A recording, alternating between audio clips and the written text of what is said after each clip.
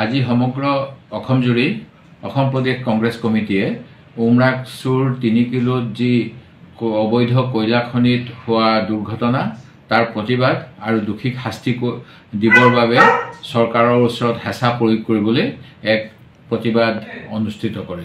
এই সন্দৰ্ভত মই ক'ব বিচাৰো যে এই ঘটনাখিনি হৈছে উত্তৰ কাছাৰ পাৰ্বত্য জিলাত আৰু উত্তৰ কাছাৰ পাৰ্বত্য জিলাৰ যিজন চিফ এক্সিকিউটিভ মেম্বাৰ তেখেত 3টাকৈ হত্যাকাণ্ডৰ গোচৰত অভিযুক্ত আৰু তেখেতৰ বিৰুদ্ধে উচ্চ ন্যায়ালয়েও ৰায় প্ৰদান কৰি থৈছে আৰু সেইভাবে মই 10 আগষ্ট 2018 তাৰিখে যেহেতু ষষ্ঠ অনুসূচী অঞ্চলসমূহৰ কাৰ্য ব্যৱস্থাখিনি ৰাজ্যপালৰ পৰিচালনাত হয় ৰাজ্যপাল মহোদয়ক বৰ্তমানৰ যিজন চিফ এক্সিকিউটিভ মেম্বাৰ মুখ্য কাৰ্যবাহী সদস্য তেখেতক বৰখাস্ত কৰি তদন্তৰ ব্যৱস্থা কৰিব লাগে বুলি ৰাজ্যপাল মহোদয়ক এখন পত্ৰ প্ৰেৰণ কৰিছিল। দ্বিতীয়তে আজি কেইদিনমান পূৰ্বে যি এটা অবৈধ কয়লা খনিত পানী হুমাই পেলাই বহুকেইজন শ্ৰমিকৰ প্ৰাণহানি হ'ল। এই ঘটনাটো হৈছে কণিকা হুজাই নামৰ এগৰাকী মহিলাৰ তত্ত্বাৱধানত থকা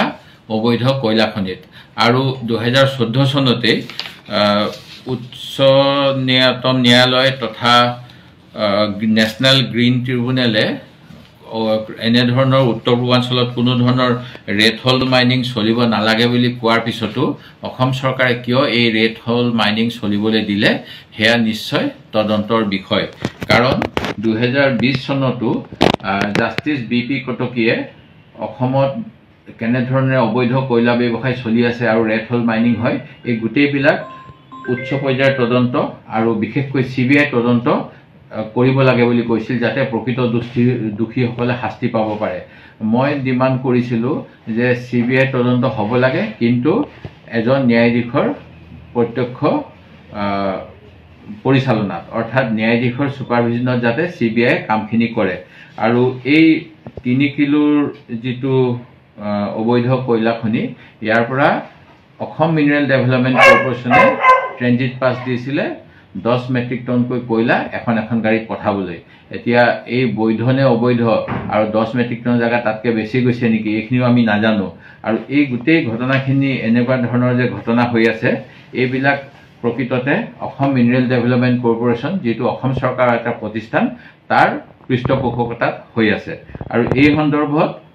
প্ৰকৃততে এটা